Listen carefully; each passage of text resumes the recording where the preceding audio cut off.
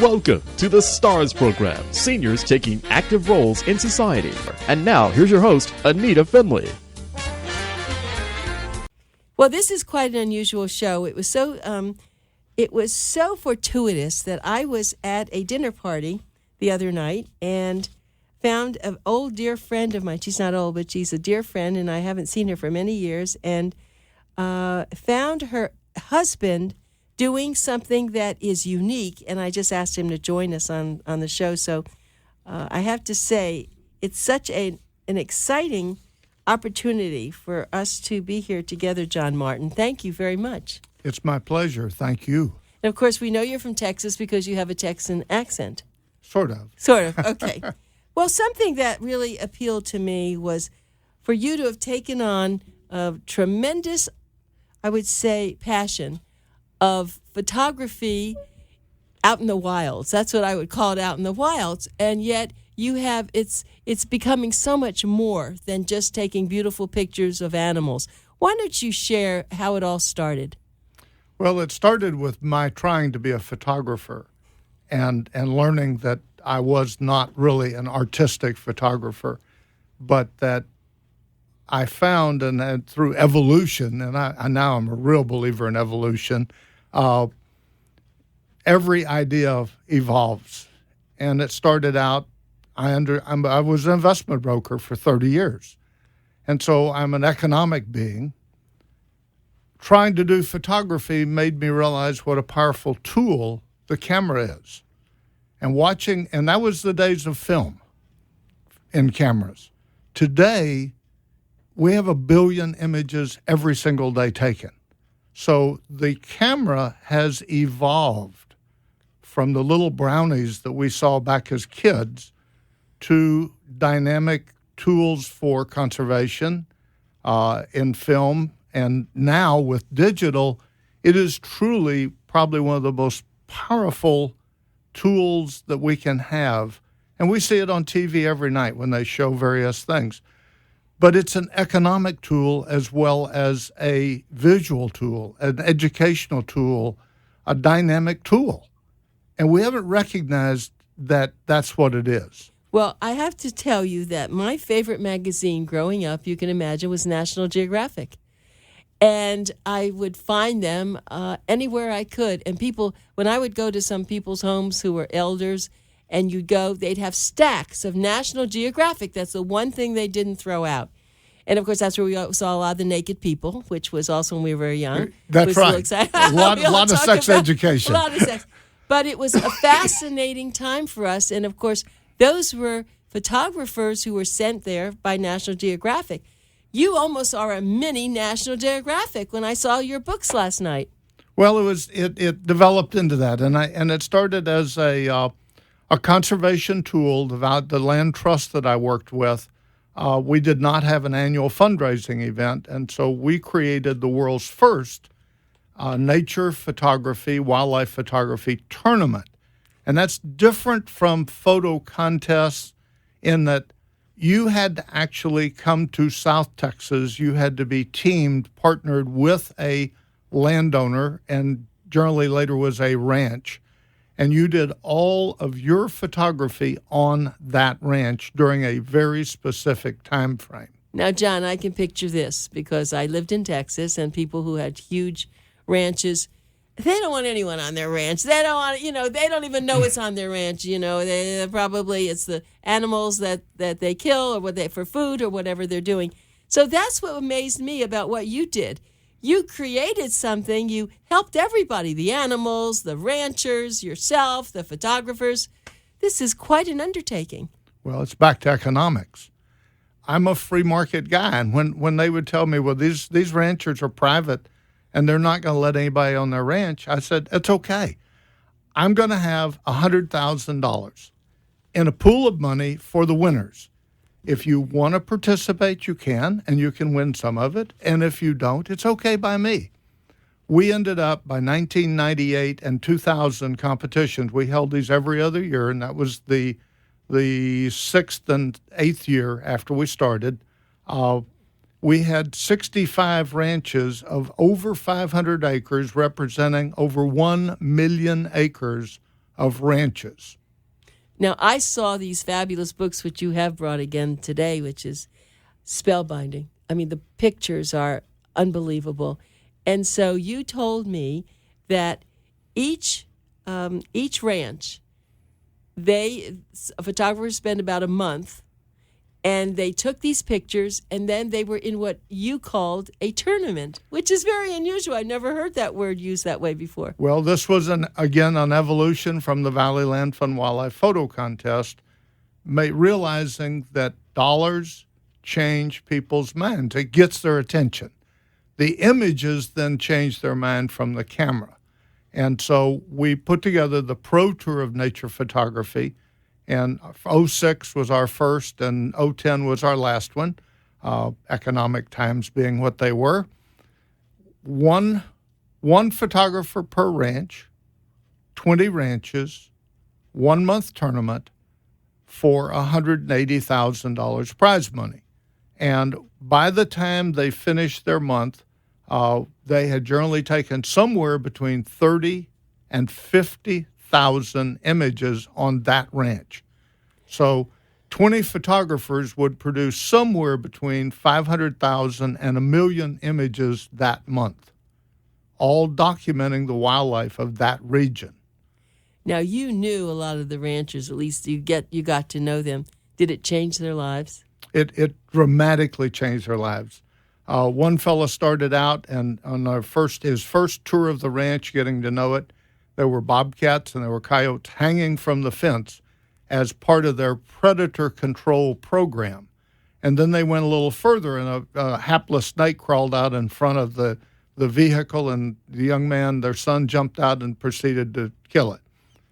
By the end of the competition, they had completely terminated their predator control program, and they had stopped killing any snakes, all because of him. And he did a weekly show for them of the images that he took. And on this 1,000-acre ranch, he won second grand prize, and he won like $30-something thousand for them.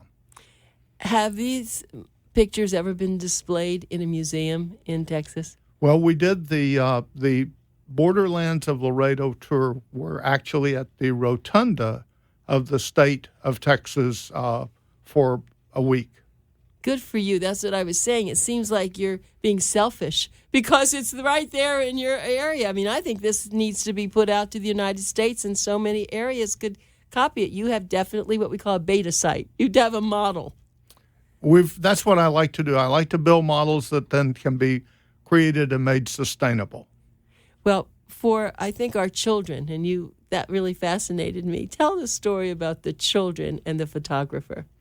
Well, we have a lady, her name is Karen Agner, and she was the senior picture editor at National Geographic Kids magazine. And she is the finest teacher of kids photography. And I have watched her in one day take kids that have never been in the wild, never held a camera, and never photographed wildlife. And by the end of the day, they are taking images that could be published in National Geographic. I saw them, and I can attest to that. That is, and it can change the child's life in so many ways, as you know. I'm very much into taking children and giving them great opportunities so that they now can take that and can be a better citizen because they have self-esteem. That's what you really gave them. Yes, and that's what the camera does. It changes their world. And this is that evolutionary process again, because I've gone from adults and professionals to kids, and now I think it's time that we really recognize that the camera should be a tool in the classroom. The camera should be in and we've perfected the art of instructor giving lectures. That goes back to Aristotle. What we need to do is make education interactive with a camera. Well, with the selfies, they're trying to do this themselves, right? Even though it's not the same. That's a very good idea. I think if they start to incorporate the camera into the kinds of work they're doing, it could be very exciting. Well, the next thing is we need to train teachers how to use the camera, how to integrate it into their curriculum of every class. and then make that class interactive with the camera so that whether it's English or history or math or science, they're going to use those with the camera. My guest is John Martin, and if you look up Martin Refuge, is it .com or .org? .com? It's .com. .com. Just go to martinrefuge.com. You'll be able to see a lot of pictures. I looked at your site; it's absolutely beautiful, and I think that you are on the verge of erupting a volcano of photography in a different way than anyone has ever thought of before. I mean, people, of course, know how to make beautiful pictures, but it's the essence of what is that all for? Thank you. And if you'll go to imagesforconservation.org, it's the organization's website, and you can go through the Pro Tour of Nature Photography images. You can go through the Pro-Am Tour of Nature Photography images, and you will be able to see kids' photography as well. Have you ever considered, I know you need to raise funds to keep this going, doing calendars with the pictures on them? We have done books and we've done calendars, and the books are available on the ICF website. Calendars are so strategic. If you don't get out with them at exactly the right time, you end up sitting with a bunch of calendars. Yeah, I'm sure that's true. I know I buy calendars, but really for the pictures, not almost for the time. But I'm sitting here with 3 gorgeous books that I got an opportunity to see. It's Images for Conservation, Book 1, Book 2, Book 3. It's hard to believe that all these animals, insects, creatures are everywhere, and we miss them. We don't see them. Not really. The camera makes you slow down. It makes you see those things, and it makes you watch them so that you understand them. And I like when Karen starts out, she starts talking to the kids, and she says, you know what we're going to do today? And they say, well, we're going to take pictures. And they said, no, we're going to make pictures. But more than that, you're going to learn biology, you're going to learn art, you're going to learn music, and you're going to learn science and math. And they just don't understand it until the end of the day. That's exactly what they've learned. So how are you going to write this up so we can start to get it out to all the other states that need to know about this? That's a good question. Well, this is a good beginning. Help. This is a good beginning. Somehow, maybe someone's going to be listening that just might contact you. You never know that. As a matter of fact, in Miami-Dade, there is a spectacular superintendent of schools. In fact, he made it a rule. He teaches classes, and everybody has to teach a class, all the people, so that they understand what it's like. And he has done more for Miami-Dade. Actually, I think he should be the new, I've said this, the Secretary of Education. He's a brilliant gentleman from, I don't know if it was from Argentina or a Latin American country, and he has those kind of ideas. So what I was thinking, I've been thinking a lot about this since I met you. I'm going to give you his name because I've heard him. I don't know him personally, but I've been in a lot of meetings where he's spoken, and he is so well thought of. I'd like you to write him something, because if ever you could get it into schools, you could get it here in Miami-Dade. Well, I'd like to do that, Yeah. but I'd like better than that if you'd set up lunch. Oh, well, I don't know if I can do that. And, of course, you're not here. You're in Texas, but you'd fly in. I know you. You'll do that. And then I get to see you again, you and Audrey. But the point is that's what you need. You need some other people who are as infectious as you are about this and who want to help. Now, when I think he was the only superintendent that they never fired any teachers when things were really down. He never let anyone go. He's really quite a star. And when you were telling me about this with the children, I would think he would grab that.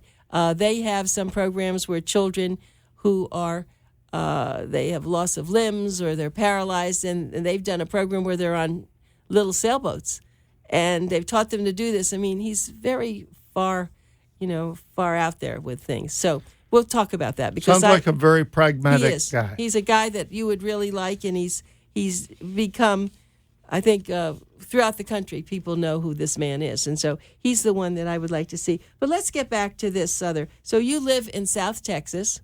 Yes, ma'am. Have you always lived there? Not always, but the last 45 years I've lived there, so it's big part of my life. And, of course, you said you were in investments before that. So is this something you always thought you wanted to do? Did you know who you really were? No. You're just growing into this, right? Life is evolution, and it's going from one idea and place to another, and it's developing those ideas. And that's why it's really important to pay attention to yourself and what you like. And I did make it when I was in 7th grade. I said, I'm only going to do in life what I want to do and what's fun. And when it stops being fun, I'm going to stop doing it. And that's been I love being an investment broker because it made me an economic being, and it made me recognize the real world of economics, but stopped being fun. And so I decided that photography and conservation was far more fun, and it's so it's back to sort of summarizing, it's been, we started in conservation on the board of the local Audubon group. I was on the zoo board. I was on a lot of boards, but none of them meant anything because it was always going out begging for money to do something small. And this became a passion because I saw that we could really accomplish great things and tremendous conservation if we could develop the camera both as a tool for conservation and put economics into it. Because if you look at how many golf courses there are in the country, and golf is a dull game, but there's millions of acres under golf clubs. Well, why not millions of acres under wildlife photography? All people paying green fees to photograph wildlife. Oh, I like that. That sounds pretty good to me. Something you don't know about, we're featuring in our upcoming May issue. We have found a company out of Australia who makes electric skateboards. And they're very exciting. But the best part about that is they now have, and you'll see on the cover, an electric golf cart. It's fantastic. It's quiet. It doesn't destroy the greens the way that the 4 wheels on a golf cart. You're going to like this. And this is another company I'm working very closely with, as a matter of fact. In fact, they're doing something else that we're talking with them about. They make gold water. They make water and little specks of gold in it because apparently the properties in gold are healthy.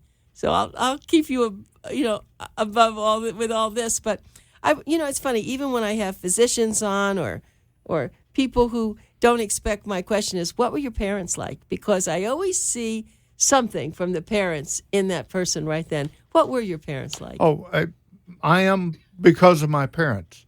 When Dad was a chemical engineer, he grew up in total poverty. He went to work at 10 years old to help support the family. And his father gave him $25 for a bus ticket and said, the University of Texas is that way.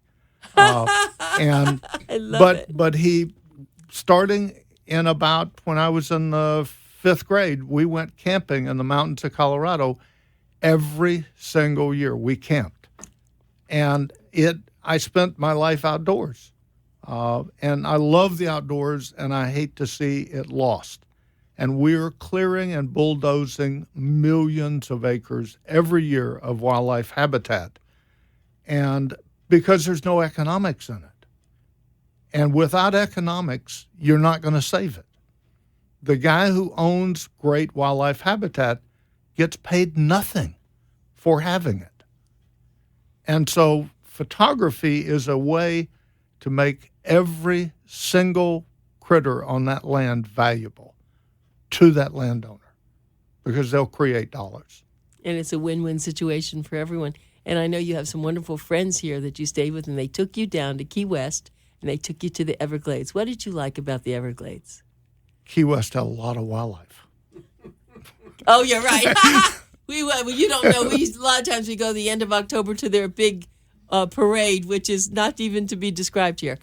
But I enjoyed that wildlife. But the Everglades, you had not seen that before. No, and the Everglades is a fabulous place. And Florida would be a phenomenal place to hold a pro tour of nature photography There are regions in Florida that are so unique. I think it'd be fun. We have a model that'll work, and it's finding the right sponsorships, the right funding to make it happen. But it could be a phenomenal event to hold here. So count me in. Okay. So we're gonna figure out how I'll get to have you and Audrey down here more. That's true, and we all, a lot of us believe in the Everglades, and unfortunately sometimes people are so fast to want to build and to get rid of the water, which they should never do. There's one problem that did happen in the Everglades, and I'm sure your host told you about the snakes that kept. Oh, the Burmese pythons. Yeah, yes. that they. Now, I don't really know the story. How did they get there? People just threw their snakes into the water? I think, as the guy said yesterday, but that is common sense. People who enjoy reptiles would go to the pet store. They'd buy a little small baby Burmese python. It's small. And, in a matter of 3 or 4 years, it's 6, 8, 10 feet long. It's no longer fun to play with. And so what do you do with it? And we haven't addressed it.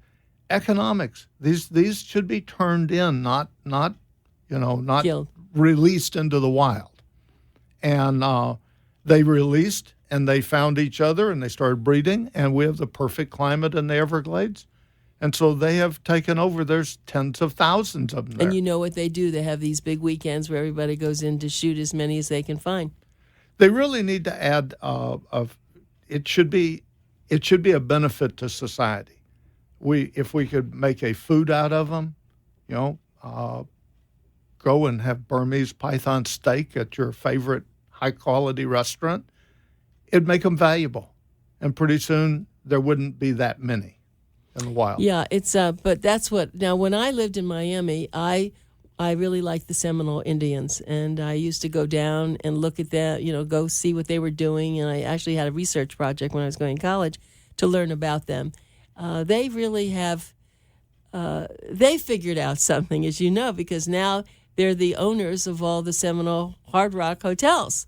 Yeah. So that has been very good in their favor, in a sense, because they deserve that. I mean, they were so mistreated for so long, and they know how to preserve the land. They need to turn Burmese python into money for the tribe.